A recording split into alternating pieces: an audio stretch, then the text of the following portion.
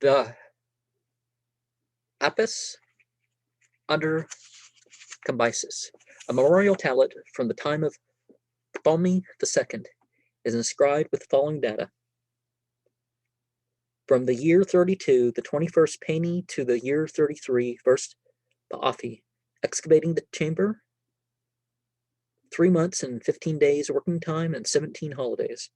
From the year 33, the 4th Paafe, to the year 33, 9th Farmuthe, finishing the same. 6 working months and 5 days, 33 holidays. In the year 37, 8th Masori, the transport of the sarcophagus, time, 1 month of working time, 5 days, 7 holidays.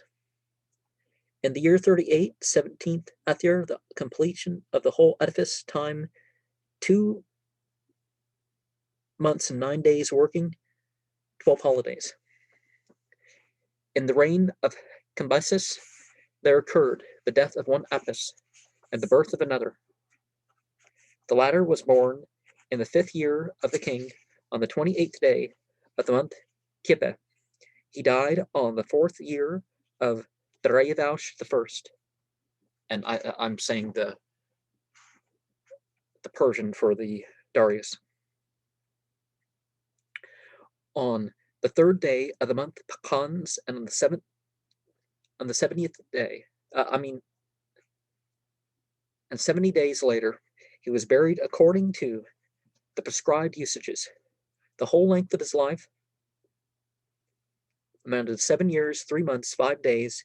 His predecessor was the very Apis whom, according to the accounts of the Greek writers, Cambyses is said to have slain with the sword immediately after his return from his disastrous expedition against Ethiopia, a story on which little reliance can be placed. According to an inscription, this Apis was buried in the Serapeum in the 4th year of the king's reign, in the month Apethe, the day not being specified. On the same stone we see Cambyses represented under his regal name of Sem Taue Mastura in a kneeling posture, distinctly as a worshipper of the Apis bull. Underneath is a long inscription of which only the following words are legible.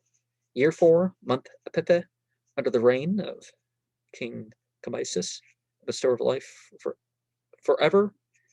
This entity was carried to his burial in peace in the Libyan desert near Memphis to be interred in his place, which his majesty had already caused to be prepared for him. Under Amasis, Apis died in the 23rd year of the king's reign, on the 6th day of the month Phemenoth, that is to say, about the year 550. His successor, as usual, is not long waited for.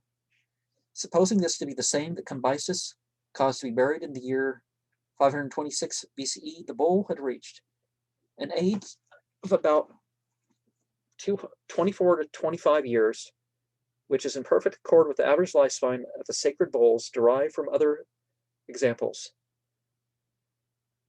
A special inscription on a monument of the time of King Darius I states that this sovereign was pleased to show marked honor to the Apis bulls. In the year 31, under the majesty of the king and lord of the land Darius, may he live forever, behold, a living Apis appeared in the city of Memphis. This sepulchre was opened, and his chamber was built for an endless duration of years.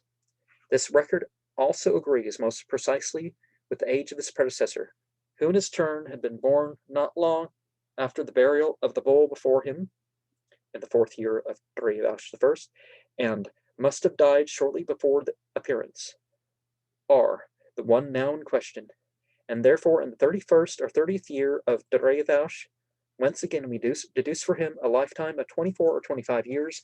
The monuments enable us to pursue still further the traces of the Apis bulls, as King Darius still enjoyed about 5 years more of life.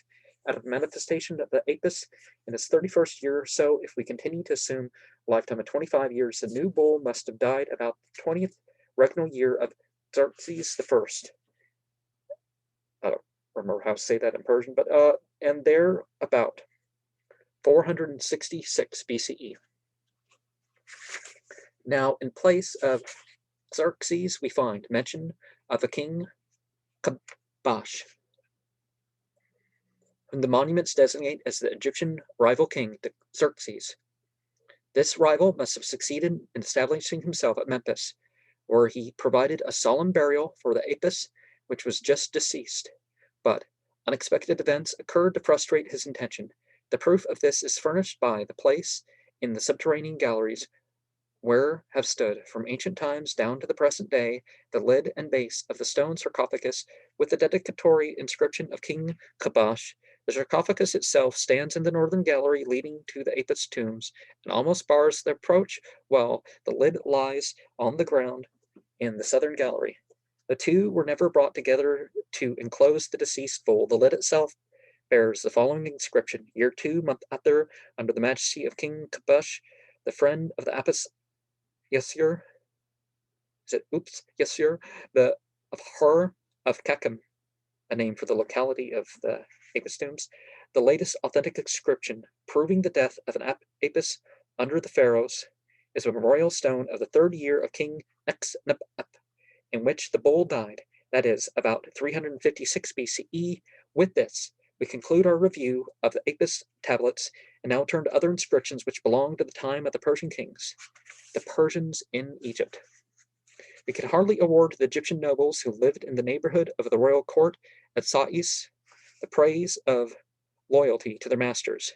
As soon as the Persians made good their footing in Egypt and honored Sais, especially their visits, there were found many descendants of the formal royal houses who did not think it beneath their dignity to prove themselves submissive to the great king of Persia and to enter his service. There was in particular a Satan-Rek, king's grandson, named Ut-Har Resenet, a son of Pethot-Net, the high priest of the female entity Ut, and his wife, Tmu-Iritis, probably a daughter of the king Apries, Uwa Ibra. To this nobleman, under the command of the royal fleet, had been entrusted under the kings Amasis and Pasamph III. When Cambyses conquered Egypt, Ut-Har Resenet passed at once into the service of the Persian king on the famous shrine-bearing statue of the eminent nobleman in the Vatican at Rome. He relates quite unaffectedly the history of his life, from which we have derived the foregoing account of his family. And we'll get into that in the next program. Sharma, peace be upon you.